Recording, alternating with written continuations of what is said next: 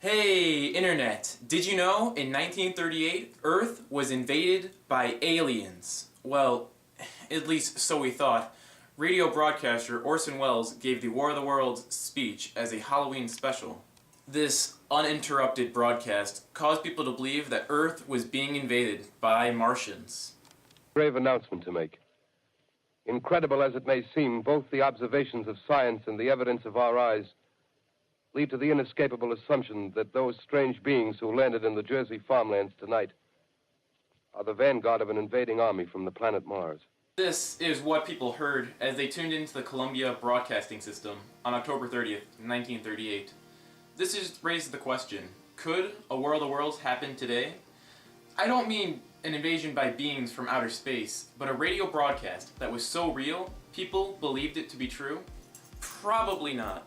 Most people don't use the radio to learn about the news anymore. This broadcast was so believable, partially because of how much people relied on the radio. The radio was the household's primary source of information and connection to the outside world.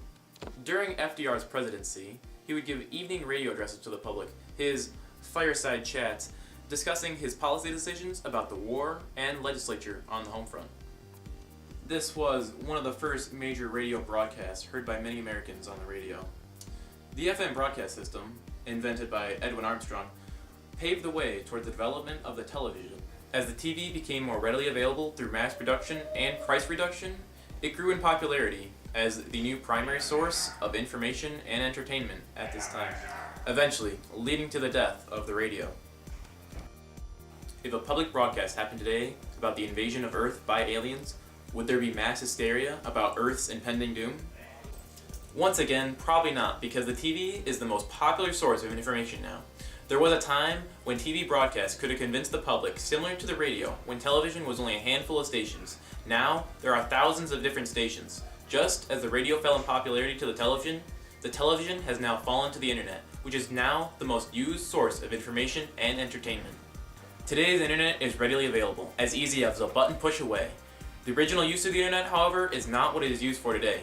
To understand it, we would first have to look at what started the initial investigation and research. The idea for the internet was brought up by J.C.R. Littliger, who was part of the ARPA, the Advanced Research Projects Group initiated by President Eisenhower. He started this agency as a response to the Soviet launch of Sputnik in 1957, and fearing the threat of nuclear war, ARPA was formed to devise new methods of missile defense systems and the detection of nuclear bomb tests. When Licklider joined ARPA in 1962, he had the idea of a network computer system to connect the Pentagon's computer to the computers at Cheyenne Mountain, a nuclear fallout bunker in Colorado.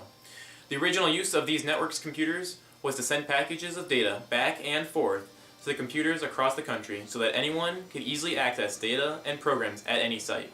Around this time, the major user of the internet was business-to-business data communications. One example was using the internet for legal patent searches. The idea of the network computers continued to spread and advance. By 1991, there was an estimated 16 million users.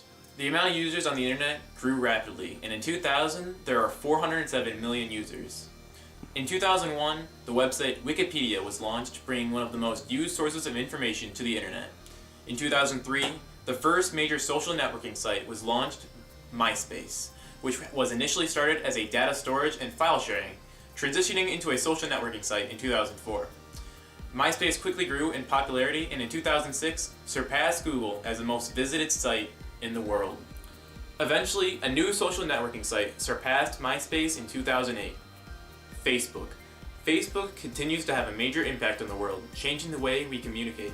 The internet has also changed how we view media. We can pick and choose what we want to watch, read, and listen to. If you don't like what is displayed on the internet, you can easily change the site and choose to read another opinion from another source. The internet has actually become the source for all previous forms of media that we talked about. In fact, newspapers, the radio, and TV can all be read, heard, and watched on the internet, far past the original release of the content. In this new media, anyone has access and the audience defines the popularity. The individual can now make their own content and place it out there. As of right now, every minute, 100 hours of video are uploaded to YouTube, and any person can upload any video they want, within reason. Now, most of those 100 hours of video you probably will never watch or think about. Like many other consistent viewers of YouTube, you know what you want to watch and subscribe to the people who make content you like. So how would someone find out about a new YouTube channel or a new amazing video? What would it take for a video to become viral? A viral video is pretty simple because most people have short attention spans. Most viral videos are unexpected. They were made because the creator thought it was an interesting idea they had, an event they wanted to share, or just a funny thing that made them laugh and they thought others should see. To go viral, the video requires participation.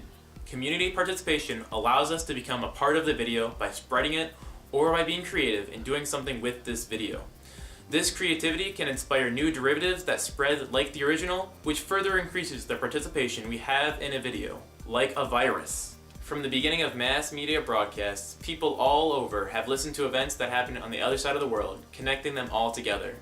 Because the internet has grown, people can now be instantly connected to another person and talk to them face to face. Even if a screen separates them, they are able to talk as if they were sitting in a room together. Every person has access to information any time of day.